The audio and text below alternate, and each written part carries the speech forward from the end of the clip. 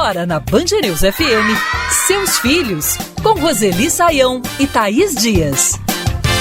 Chegou a hora de merendar, vamos comer bem devagar, agora prestem muita atenção. Volta às aulas nas redes pública e privada e volta a preocupação com a merenda. Garantir uma alimentação de qualidade, com variedade de alimentos e rica em nutrientes é fundamental para crianças e adolescentes. Muitas escolas já promoveram mudanças nas cantinas e nos refeitórios com o intuito de oferecer opções que atendam às necessidades nutricionais dos estudantes. Há instituições de ensino que promovem até aulas de jardinagem e culinária para que o aluno possa compreender todo o processo de alimentação e, com isso, possa fazer escolhas mais conscientes. Mas como montar uma merenda saudável? O que considerar? Como a escola e a família podem fazer uma parceria para equilibrar o lanche dos jovens? Vamos te ajudar a responder essas perguntas a partir de agora nos Seus Filhos em versão ampliada. Eu, Thaís Dias, sigo por aqui na sua companhia e junto comigo sempre, Roseli Saião. Oi, Roseli, tudo bem? Tudo bem, pronta para a merenda, Thaís? Vamos agora! Eu também quero falar. O Eric, de 15 anos, fala sobre as escolhas na hora do recreio. Eu costumo levar para aula, assim, engano na fome, até a hora do almoço, um sanduíche bem simples, presunto, queijo, manteiga, ou às vezes uma fruta, um tomate cereja, uva, maçã, de vez em quando um bolo, quando a minha mãe faz em casa, e raramente algum biscoito mais industrializado, assim, um negócio mais podrão. Com relação ao almoço, geralmente tem de 2 a 3 opções de prato. Na maioria das vezes, uma delas envolve o clássico arroz e feijão com mais alguma coisa. Até que tá bem equilibrado, né? Esse cardápio de alimentação do dia a dia do Eric. Mas nem sempre é assim, né, Roseli? Principalmente com adolescente, né? É mais difícil porque eles adoram essas coisas que ele chamou de podrão. Eu adorei, vou adotar esse termo. Mas é difícil, mas não é impossível. Com criança é mais tranquilo, porque a mãe pode se esmerar para fazer uma lancheira bem amorosa, né? No sentido tanto de saúde física quanto emocional. Com adolescente é preciso dar o exemplo, é preciso oferecer boas alternativas para ele trocar essas coisas que não são tão boas por coisas mais saudáveis. E a escola? Diz o quê? A coordenadora de uma escola no Rio de Janeiro, Cláudia Assunção, criou um projeto para a inserção de frutas e verduras nas refeições diárias dos alunos. A nutrição saudável dos alunos deve ser uma preocupação constante. Um exemplo de como conseguimos incentivar os nossos alunos é um projeto em que pelo menos 2 vezes na semana os alunos lancham somente frutas in natura. Vencendo a resistência inicial das famílias e dos alunos, esse projeto foi um sucesso e passou a fazer parte da rotina escolar. Com criatividade e estímulo, podemos fazer grandes mudanças nos hábitos alimentares dos nossos alunos. Roseli, a escola tem um papel fundamental nessa consciência alimentar dos jovens, né? Sim, e olha que interessante o que ela nos contou, né? Que as famílias resistiram, mas os alunos de cara se jogaram no projeto.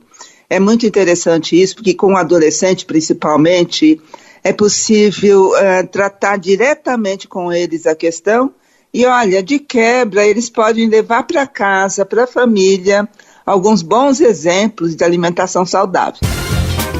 Para bom entendedor, hora de ouvir as dicas da nutricionista Veridiane Serota. Uma das dicas mais importantes para tornar essa lancheira mais atrativa para as crianças é investir na apresentação. Por exemplo, o bolo pode ser feito no formato das forminhas cupcake, as frutas apresentadas em cortes diferentes ou então no espetinho de frutas. Ainda a gente pode usar palitinhos, garfinhos coloridos ou temáticos, guardanapos também coloridos ajudam a encantar essa lancheira e chamar mais a atenção da criança. Roseli, muitas vezes é difícil para a família competir, né, com essas guloseimas que ficam disponíveis ainda em muitas cantinas, em muitos refeitórios de escola. Mas abusar desse lado lúdico, como contou pra gente a nutricionista, é uma boa dica para os pais conseguirem, de fato, convencer esse jovem a ter uma merenda mais saudável? É uma excelente dica, Thaís. Todo mundo que cozinha sabe que uma boa apresentação é o primeiro elemento que faz a pessoa ter vontade de comer aquilo. Criança adora esses formatos diferentes e ela brinca com a alimentação, né, com os alimentos. E isso é muito legal. Tem gente que já disse muitas vezes que com comida não se brinca. Se brinca sim. Aliás, comer bem é uma grande brincadeira, inclusive, principalmente para adulto. Mas é preciso usar a criatividade, como ela disse. E criatividade adaptada ao estilo do seu filho, né? Seja criança ou seja adolescente, conhecendo de perto o filho, aí a mãe e o pai vão saber como usar a criatividade em favor do auxílio de uma boa alimentação. Na minha opinião...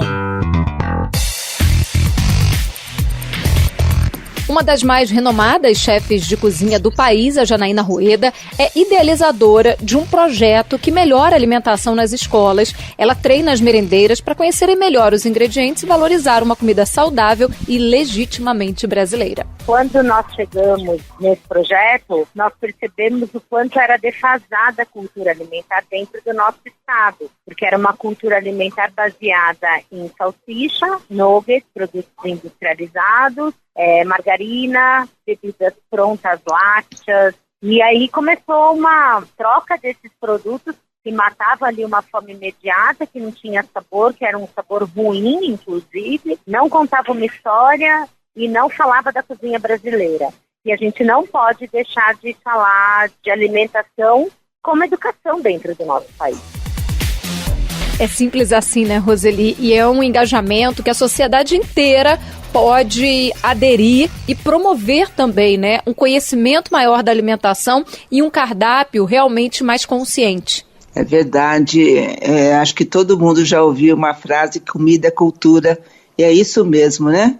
Aquilo que alimenta a gente conta a nossa história, histórias diferentes em regiões diferentes. E é preciso aprender a valorizar isso. E, olha, eu me lembrei agora, Thaís, de um projeto de um chefe inglês, o Jamie Oliver, e o trabalho dele era ir às escolas, convencer os alunos a terem uma alimentação saudável. E era muito difícil. Então, o nuggets industrializado, por exemplo, ele fez na frente das crianças. E, a partir daí, as crianças preferiram o nugget construído dentro da própria escola. Inclusive, eles ajudaram a fazer para se envolver mais nessa alimentação. Vamos valorizar a nossa alimentação, que é tão saudável, né? O prato de arroz com feijão, por exemplo, é quase completo.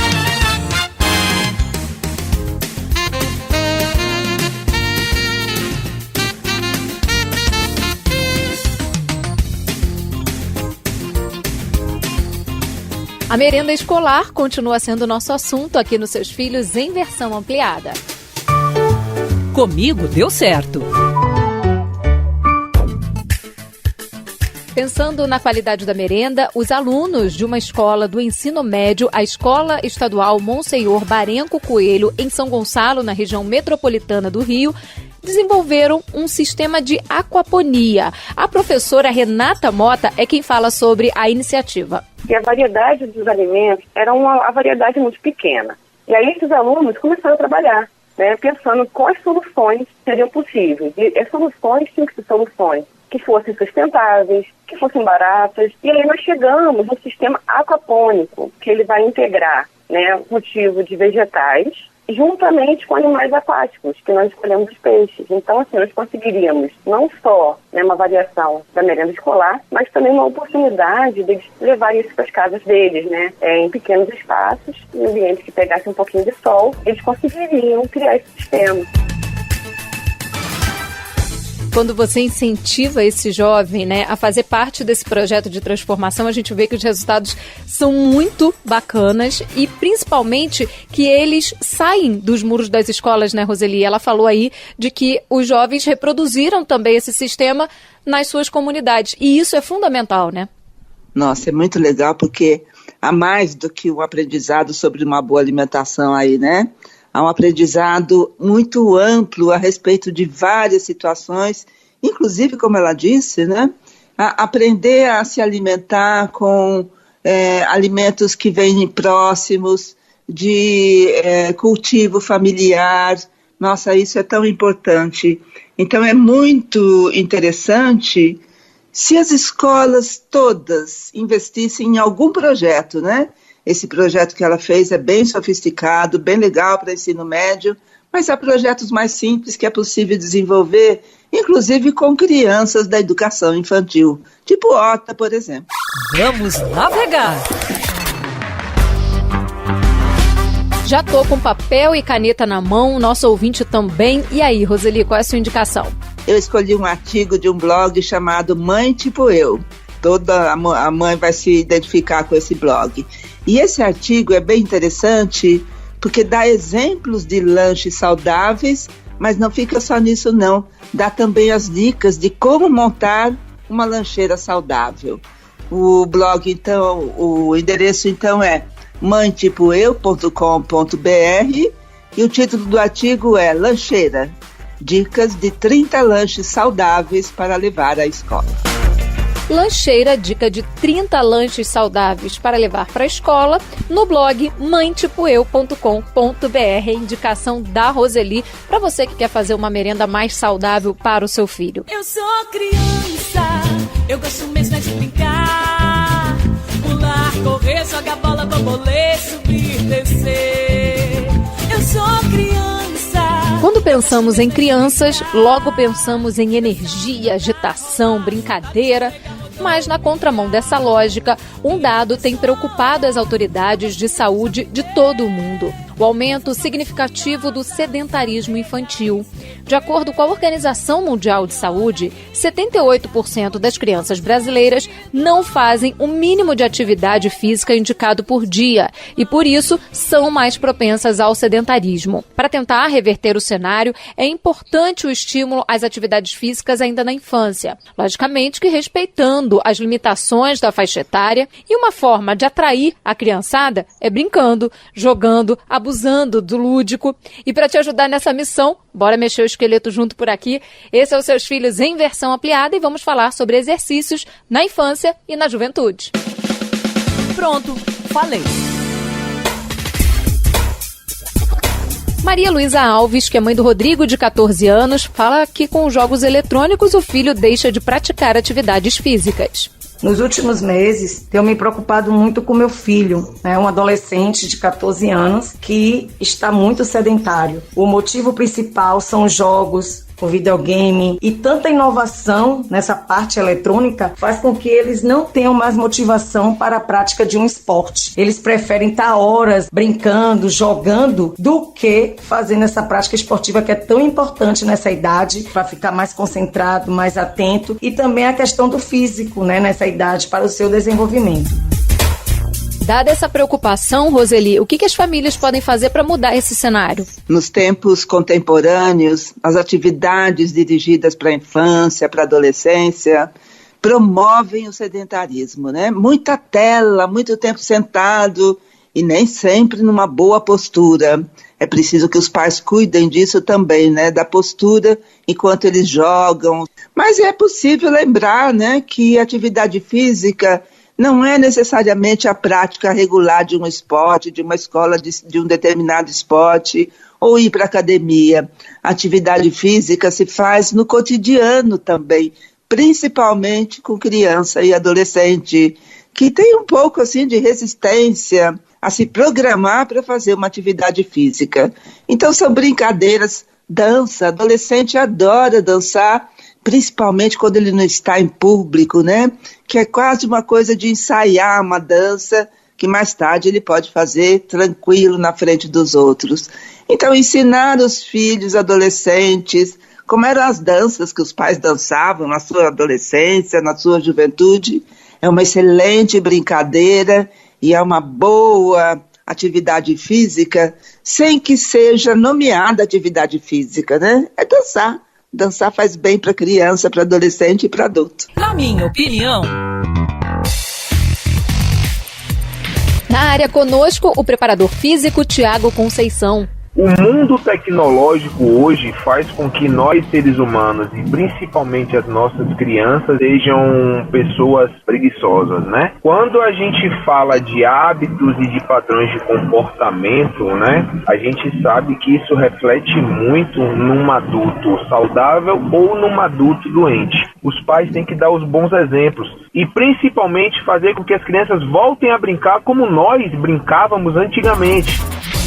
É importante ter essa consciência, né, de que a prevenção pode ser o melhor remédio contra, por exemplo, o sedentarismo? Exatamente. Os pais sabem que precisam cuidar dos filhos, né? Inclusive, todos os pais que podem levam o filho regularmente ao pediatra, tomam todos os cuidados com a saúde física, mas nem sempre se lembram do sedentarismo deles, né? Então, o estilo de vida que adotamos é muito assim dentro de casa, pouca atividade física no cotidiano, nas atividades que todo mundo faz todo dia, né? Então, vamos lembrar, por menor que seja a criança, ela pode ajudar nos serviços domésticos. Aliás, para a criança, é ajudar, né? Não é ela ter a responsabilidade. Isso é uma grande brincadeira e a criança se sente super orgulhosa de ter colaborado com uma coisa, com a mãe, com o pai, com a casa. Então é bom lembrar isso, né? É preciso também cuidar da atividade física dos filhos. E a escola? Diz o quê? E por aqui agora nos Seus Filhos em versão ampliada, o professor de Educação Física, Humberto Santos. O planejamento da educação física deve objetivar a condição espiralada e ascendente, do mais simples ao mais complexo, onde a atividade prazerosa vai fazer parte da sua vida cotidiana. A prática esportiva vem como um dos atributos da educação física, uma das oportunidades de movimento. E essa criança, quiçá adolescente, no futuro, vai poder escolher a prática esportiva que mais se aproximou dos seus interesses. E ainda conosco por aqui, para tratar dessa questão, temos o autor André Trindade, de Mapas do Corpo. Ele afirma que é preciso olhar para a educação corporal das crianças para que elas possam ter um futuro mais saudável. Eu vou te dar um exemplo de quanto o corpo faz falta, que foi o impacto que esse confinamento corporal teve durante a pandemia. Esse impacto, na verdade, mostra para a gente a importância das experiências corporais para as crianças. Começar a olhar para essa educação corporal com um olhar mais amplo. Roseli, como colocar em prática esse conceito tão importante da educação corporal? É muito importante a educação corporal e nem toda escola, inclusive, realiza algum projeto nesse sentido. E sabe por quê, Thaís? Porque é preciso um especialista, né, nessa área para assessorar professores, e fazer uma boa formação com os professores e também trabalhar diretamente com os alunos. Então é bem importante lembrar que nós temos muitos estudos, muitos ensaios teóricos, mostrando quanto a educação corporal colabora para uma boa aprendizagem, por exemplo. Principalmente no início, né, do ensino fundamental, quando a criança está sendo alfabetizada, a postura dela na cadeira interfere muito no aprendizado das letras, dos números, das contas. Então é bom que os pais estejam atentos. O André Trindade, que acabou de falar e dar o seu depoimento, tem livros excelentes, como Mapas do Corpo, por exemplo, né, que podem ajudar pais e escolas a entender melhor e realizar algum trabalho com os filhos e alunos nesse sentido.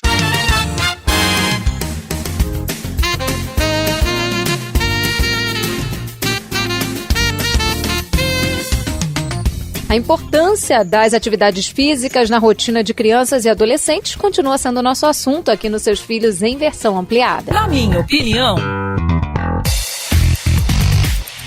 Conosco por aqui o psicólogo Augusto Rebelo, de Manaus, que fala da importância da prática esportiva para crianças e jovens. Vai, em primeiro lugar, da interação que o adolescente ou a criança faz com seus coleguinhas. Isso é fundamental para a saúde mental. Segundo, vai liberar alguns neurotransmissores, como dopamina, adrenalina e serotonina, que são hormônios responsáveis pela manutenção do humor e bem-estar. Então, quando você pratica esse esporte, automaticamente está fazendo um bem social, psíquico, que é o desenvolvimento, e orgânico também na vida dessas crianças. Então é de fundamental importância crianças e adolescentes praticarem atividade física.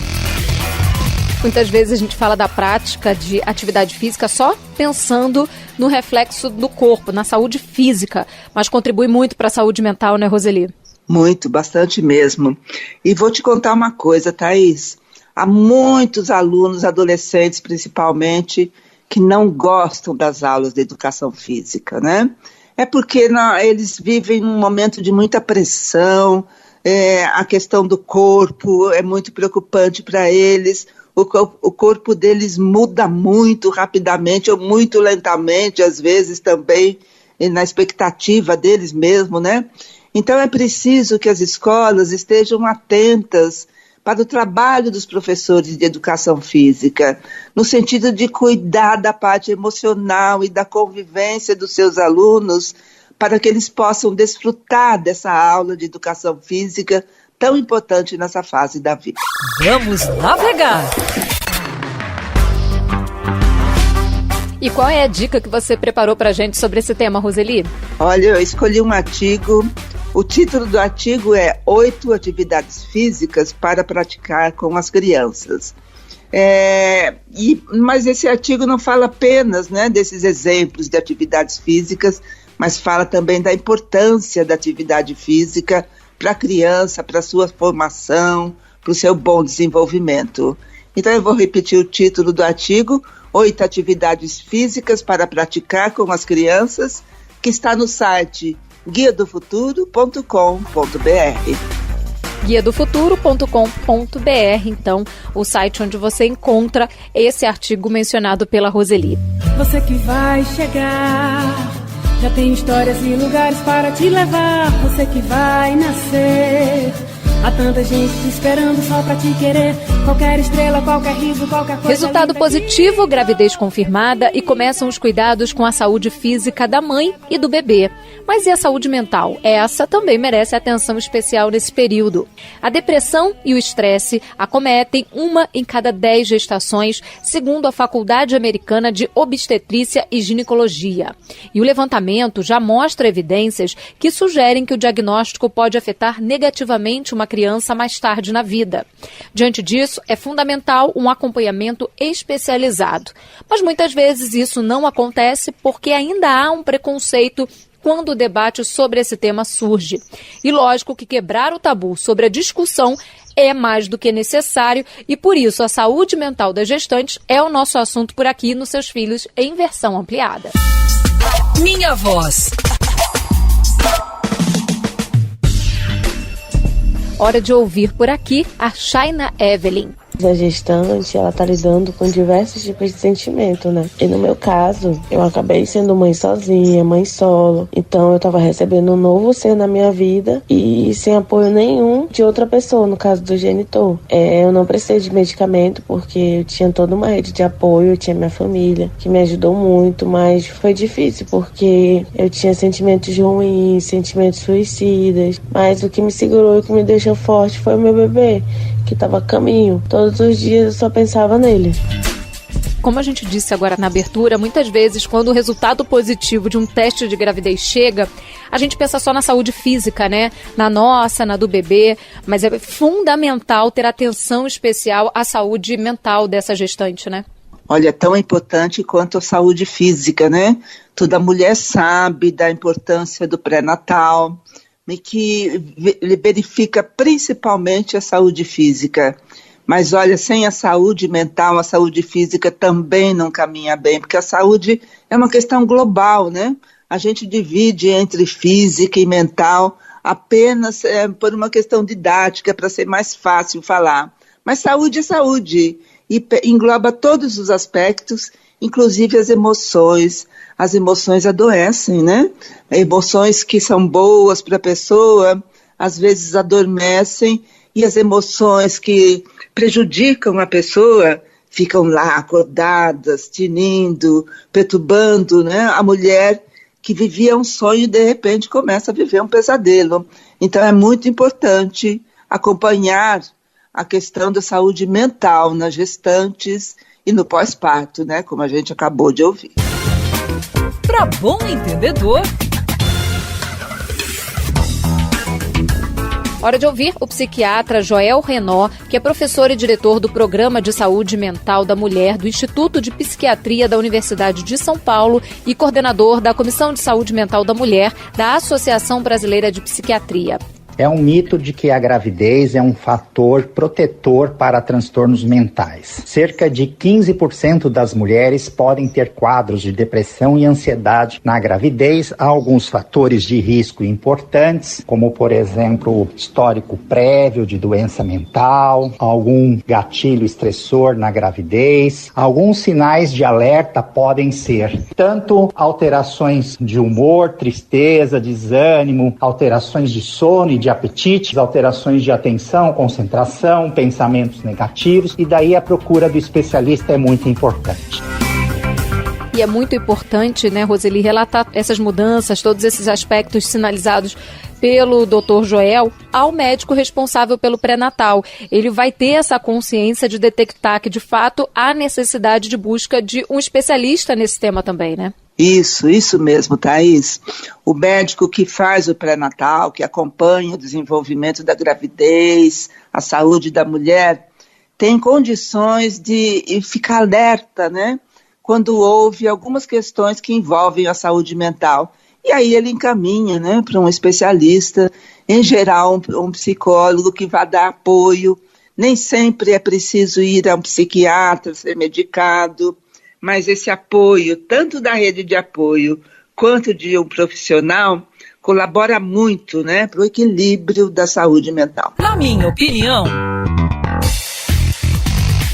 Conosco agora a psiquiatra Juliana Cavalzan, ela que é cofundadora do projeto Sentir Materno em São Paulo. A perinatalidade é um período precioso em que a mulher resgata a própria infância, lembra do relacionamento com os pais, vivencia os exemplos bons, o que foi legal que ela viveu, o que foi ruim. Isso é um preparatório muito importante para a própria maternidade e para ter uma relação saudável com os filhos. A psicoterapia ela precisa ser feita por profissionais gabaritados, como os psicólogos e os psiquiatras.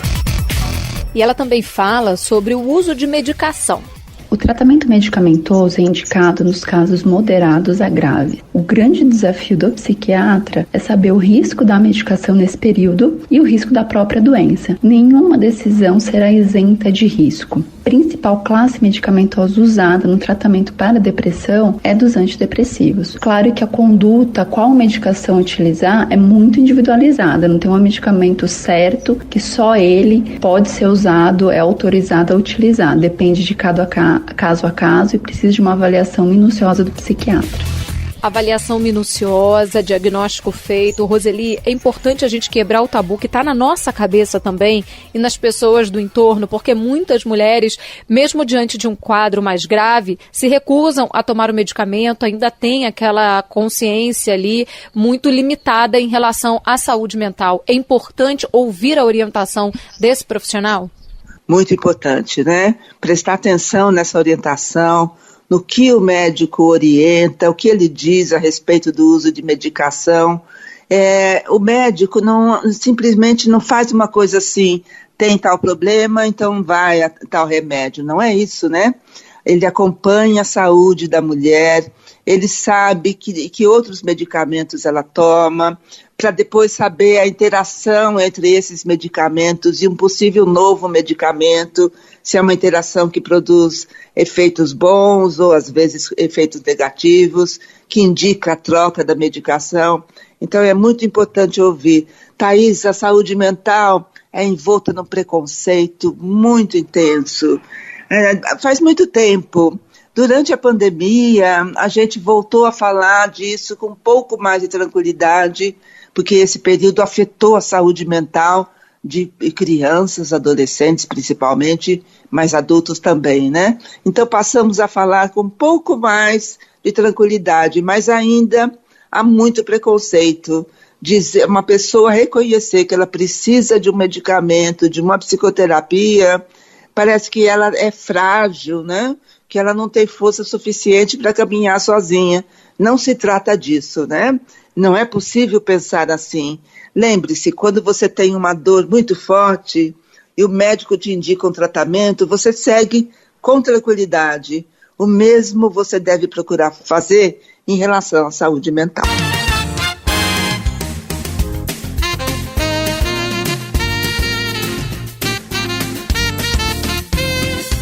A depressão na gravidez e no pós-parto continua sendo nosso assunto aqui nos Seus Filhos em versão ampliada. Tô por perto!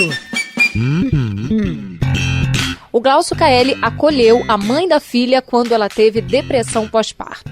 O acolhimento e a compreensão familiar é fundamental para a recuperação. A depressão pós-parto, ela não escolhe raça, credo e muito menos condição social. Ela afeta qualquer mulher. Roseli, uma rede de apoio, a gente sempre fala que é fundamental e nessa hora não é diferente, né? Nossa, eu acho que toda mulher que passa ou passou por esse momento sabe a importância de uma rede de apoio, né? Parentes, amigos, né? Às vezes o companheiro está lá, mas está ocupado também com a criança que acabou de nascer, com o bebê. Então é preciso aprender a pedir ajuda.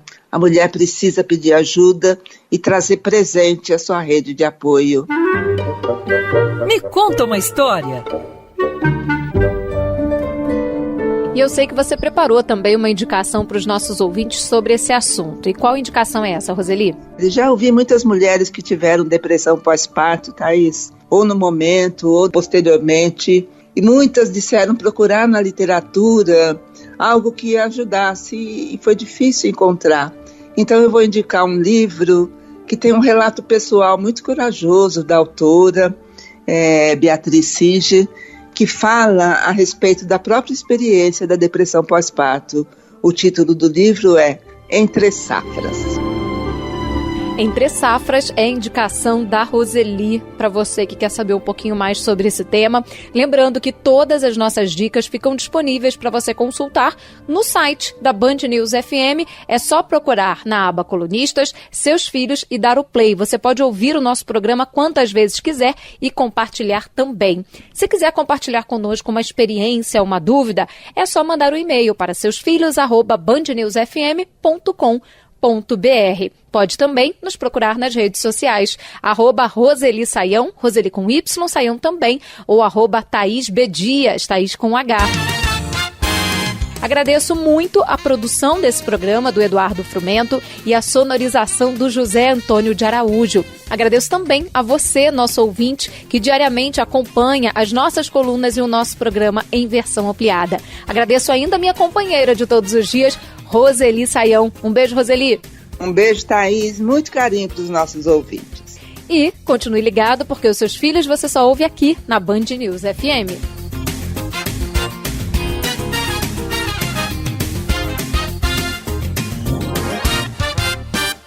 Você ouviu Seus Filhos, na Band News FM.